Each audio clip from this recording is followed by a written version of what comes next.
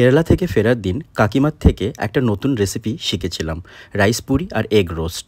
আজ সেটাই বানাবো ভাবছি। ডিমগুলোকে সেদ্ধ করতে দিয়ে চালের গুঁড়োতে একটু জিরে আর একটু নুন ভালো করে মিশিয়ে গরম জল দিয়ে মেখে কিছুক্ষণ রেখে দেব।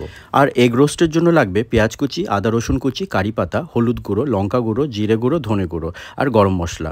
আমি এখানে শালিমারের মশলা ব্যবহার করছি।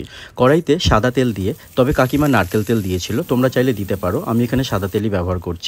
কালো সর্ষে ফোড়ন দিয়ে আদা রসুন কুচি, পেঁয়াজ, কারি পাতা আর পরিমাণ মতো নুন দিয়ে সব গুঁড়ো মশলা দিয়ে ভালো মতো কষে নেব। কষা হয়ে গেলে একটু গরম জল দিয়ে সেদ্ধ ডিম দিয়ে দিলেই এগ রোস্ট রেডি। আচ্ছা, রাইস পুরিগুলো কিন্তু আমি বেলছি না, জাস্ট কলাপাতা দিয়ে চেপে বানিয়ে নিচ্ছি। তোমরা চাইলে হাত দিয়েও বানিয়ে নিতে পারো, জাস্ট একটু হাতে তেল লাগিয়ে নিও। আমার কাছে তো এই রেসিপিটা নতুন ছিল, তোমরা অবশ্যই বাড়িতে ট্রাই করো আর আমাকে কমেন্টে জানিও কেমন হলো। দেবীপক্ষের শুভেচ্ছা তোমাদের।